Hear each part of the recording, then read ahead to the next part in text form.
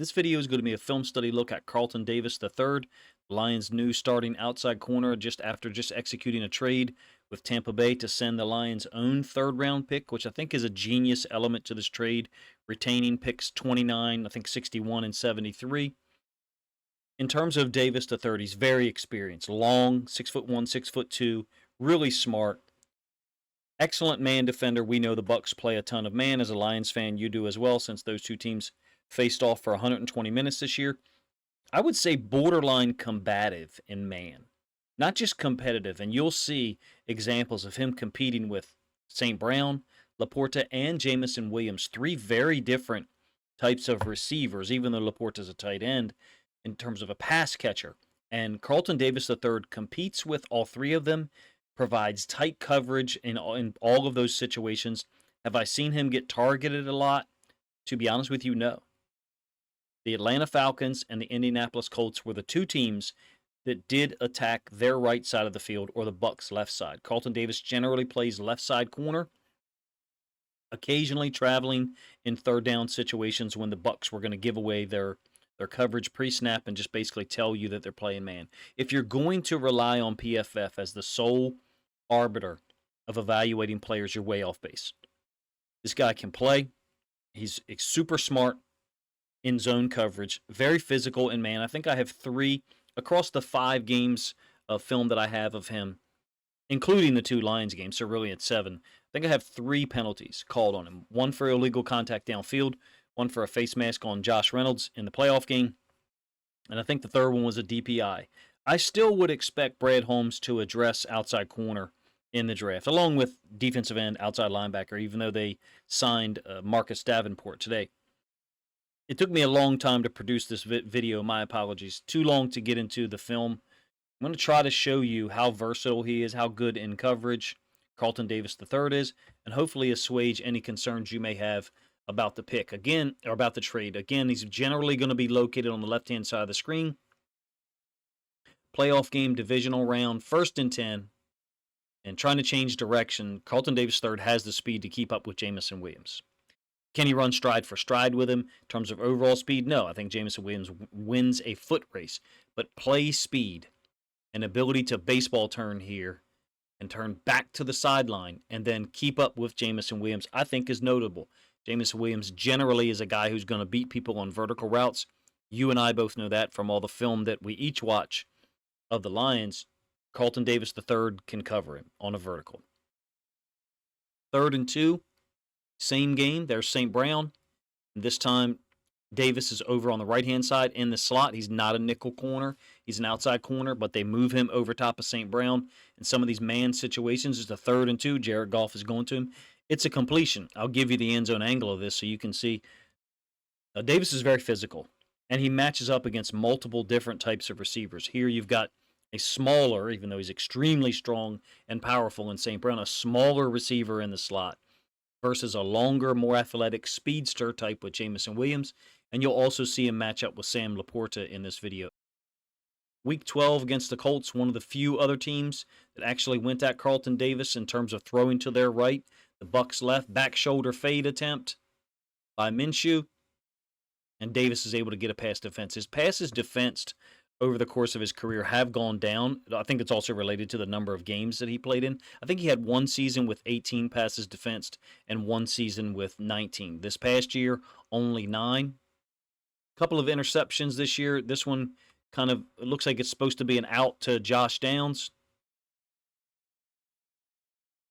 And the Bucs were really good, if you ask me, at playing some of these combo coverages whereby one safety to one side of the field is looking for 3 to go in the middle of the field, and the other safety is sitting high, waiting for a deeper route to develop. In this case, it allows Carlton Davis, since he knows he has safety help over the top, to kind of sit in the flats and look for something to be thrown in that direction.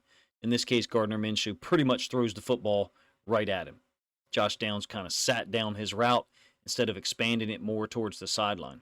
Super great example of his intelligence here. The previous possession, the Falcons' first possession, they actually went at him, and I'll show you one of the routes here. Using Bijan Robinson out into the flats twice on that possession. This is the second possession. The first time on the second possession, that the Falcons showed this. Carlton Davis III jumped it for a pick that I thought on first glance looked like it should have been a pick six, but I guess there's contact here, and they're saying Davis already has possession of the football. Certainly could have been a pick six. I think this is a brilliant signing.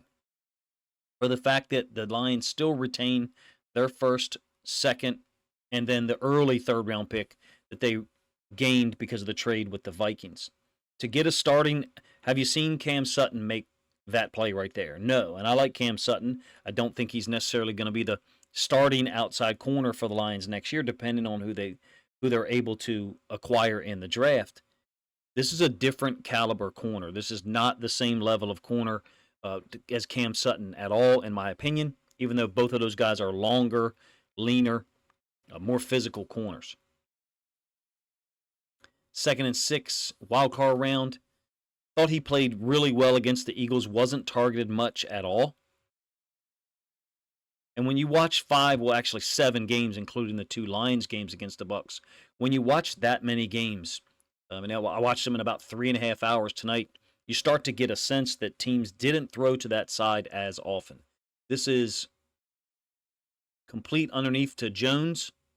This is not a route that Carlton Davis has any trouble with. I'm talking about Josh Reynolds' route down here at the bottom side of the screen. That route right there is one that if it is caught, it's challenged, or as I referred to him earlier, as a combative corner. And man, Carlton Davis is going to make the margin for error very small for the quarterback. That almost sounds like the description for Cam Sutton in some ways, is that he competes. Is Carlton Davis a shutdown corner against every single wide receiver you're going to face this year? No, I don't think anyone is, going up against Justin Jefferson and some of the other receivers that the Lions are going to face this year. Located in the same place as pretty much every other snap. This is, of course, Jameson Williams' touchdown in Week 6 down there. I think he's taken the flood concept, the intermediate route, which is run by Amon-Ra St. Brown.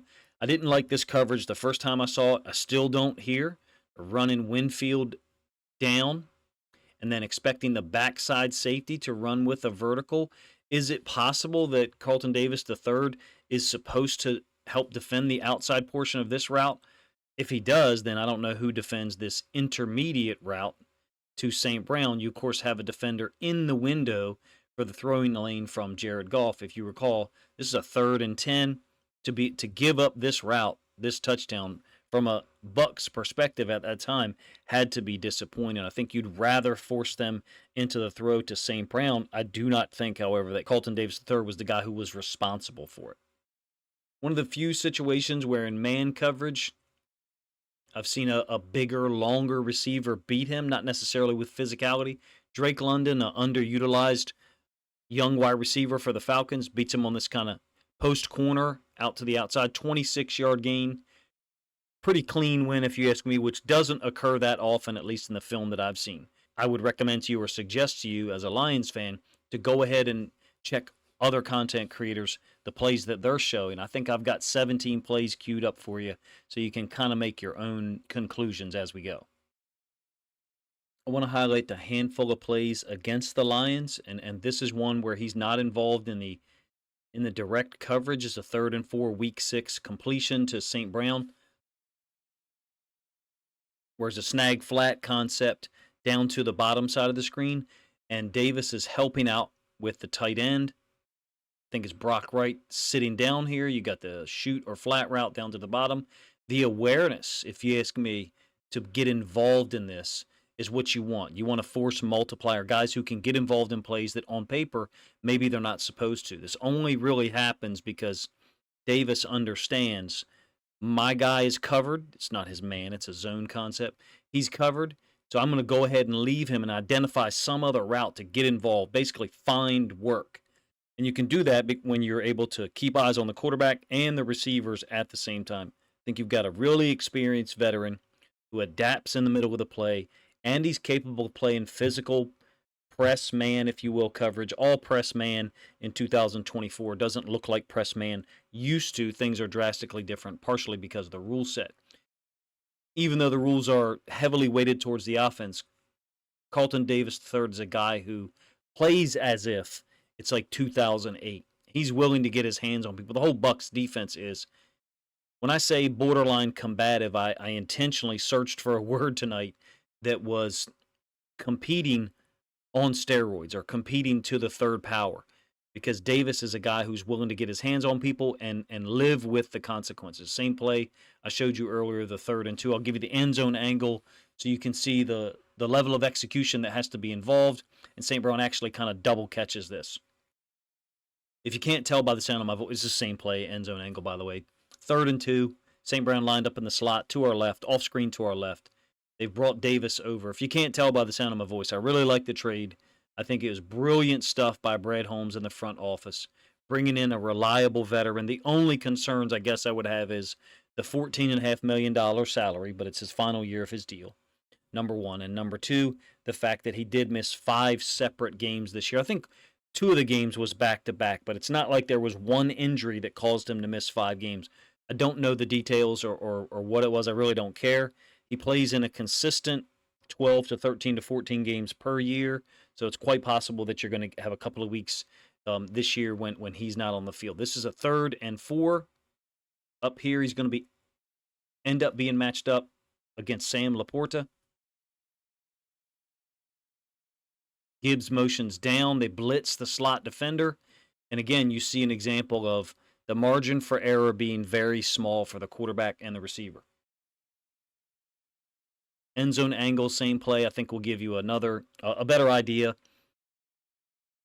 First of all, the catch radius that you have with Sam Laporta and the accuracy of Jared Goff. You have to have that if you're going to complete this route on him, the route that I referred to earlier, that kind of deep in cut, or some people call it a dig if it's on the backside. Against Laporta, St. Brown, and Jameson Williams, Carlton Davis is able to compete and force Goff to either throw the ball somewhere else or throw it in a location that eliminates any chance for yards after the catch. It's another element that I haven't mentioned yet here that I probably should have earlier. You don't really get a whole lot of yards after the catch when you're throwing to Davis's side. And I think that's important, especially with the way receivers and quarterbacks were able to generate so many big plays against the Lions defense, particularly later in the year. Touchdown to Josh Reynolds. We're going to focus on Davis matched up against Jameson Williams up at the top side of the screen. Doesn't seem to get himself out of position by overreacting to routes. And what I mean is Jameson Williams gives the little in fake and then bringing this route back out. Josh Reynolds is wide open. So in terms of the Lions offense, things are efficient and quick and clean. Carlton Davis is not a weak spot to throw after, if you ask me. It's a 4th and 3 against the Colts down here on the outside, matched up against Michael Pittman. It is going to be a completion. There's another example, if you ask me, of how much he's going to compete. One more example of Davis breaking on the ball, making things difficult on the quarterback and the receiver to complete the pass, number one, and eliminating any chance for yards after the catch. Short completion on an out. I think it's to Mac Hollins, big-bodied receiver down in Atlanta who played with the Raiders previously.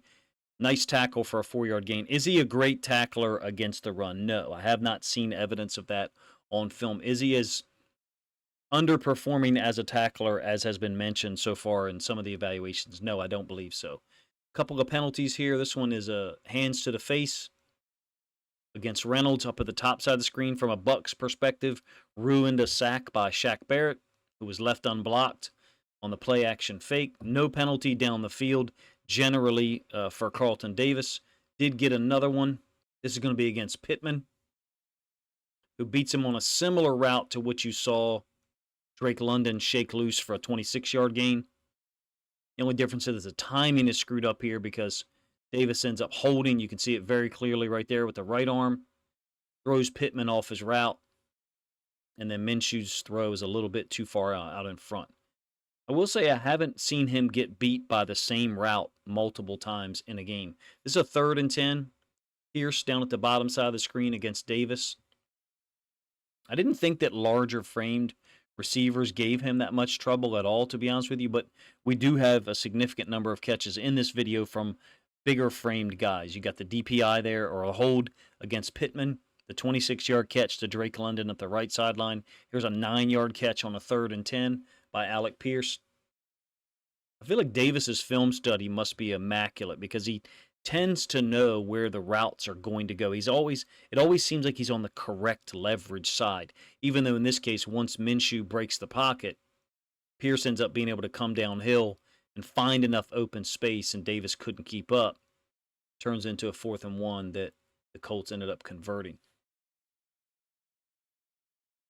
Davis against Pierce again on the outside. This is a 3rd and 10, so a very similar situation to the one we just showed you. And that route right there is one that he's going to take away from most receivers. Laporta was able to catch one in the playoff game on a fantastic throw by Goff. The one thing about Davis that I think I see is he's still got the agility and speed to be able to turn and run with a guy like Jameson Williams. Willing to be physical with smaller receiver in the slot like St. Brown or Reynolds, who you saw him kind of grab hold of in week 6. This coverage, I'm not sure who's at fault here, whether it's Davis or I think Winfield. The Bucks play a lot of cover 3. Kind of looks like 3 deep, 3 under.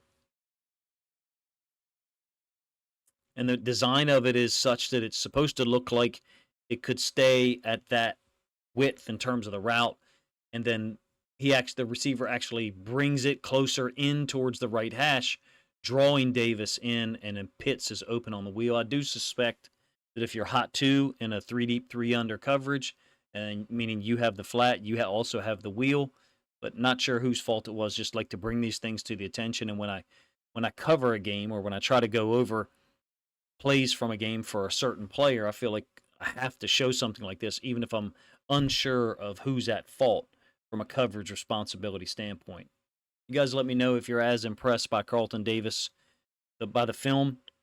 Again, 7 games film, so had a significant number of plays, 80 plays on top of the plays from the Lions offense, which we have every one of those plays in our database. And I was quite impressed with Davis's physicality in man, his intelligence in zone.